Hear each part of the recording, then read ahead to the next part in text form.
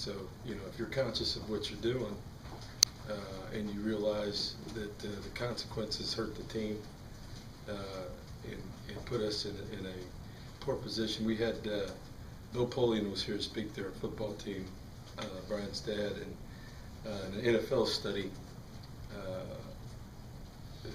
over time, 10 yards of penalties were equal to 1 point. And, you know, to look back at all you got to do is look back at Florida.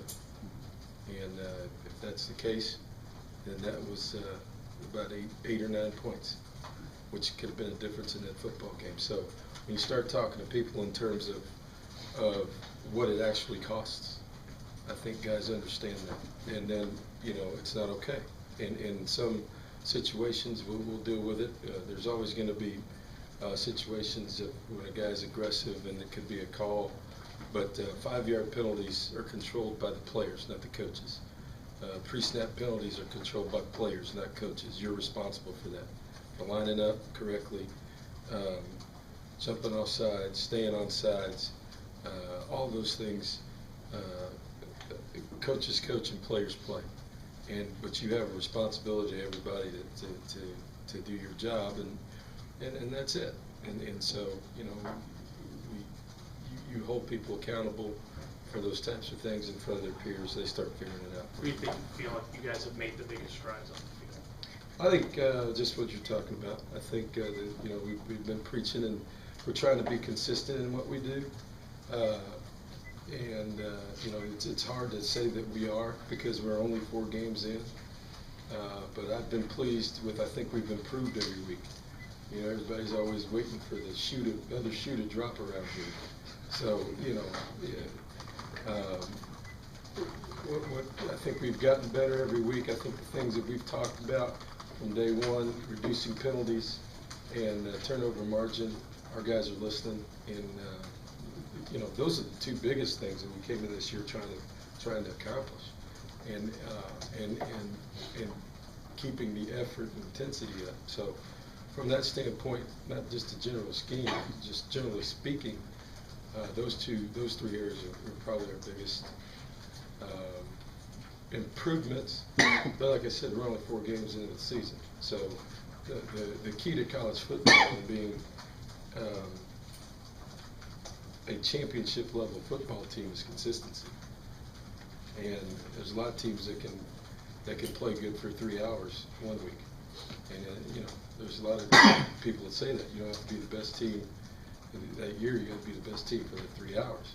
But what about the 3 hours the week after that, and the week after that, and the week after that? So, you know, that's the hard part, particularly with young guys that are going to class. And got, you know, this time of year with midterms, they've got all kinds of stuff going on. So, you know, the ability to keep focus and maintain a certain level of play, that takes maturity. How much help is it that Russell had a good game and kind of his role in that offense as you guys go along? How critical is his role there? You know, it all works hand in hand. You know, it's not like he hasn't been open.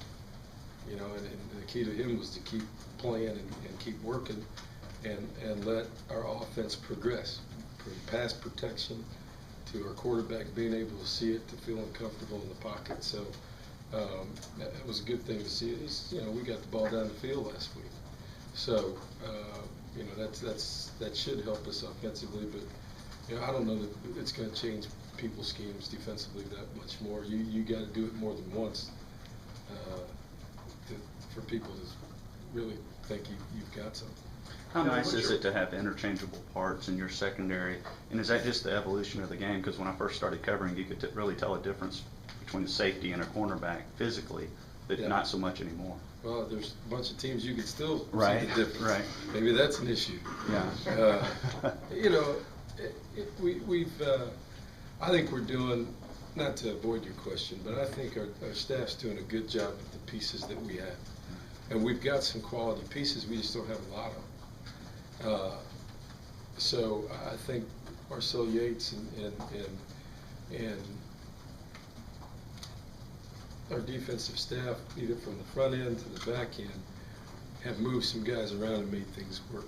And DeShazer has been a big part of that, being able to do that. I told you a couple of weeks ago, you're playing different styles of offenses, and if we learned anything from that first game, certain offenses are going to block everybody, try to block everybody, and make your corners tackle. Other offenses, you look at what Arkansas did to us early. They got in a plan of they got in, put a fullback in there and a couple tight ends, and at least one tight end. They're going to run it right at us and make us and make people tackle on the perimeter. Either right at us or on the perimeter, and then throw it deep.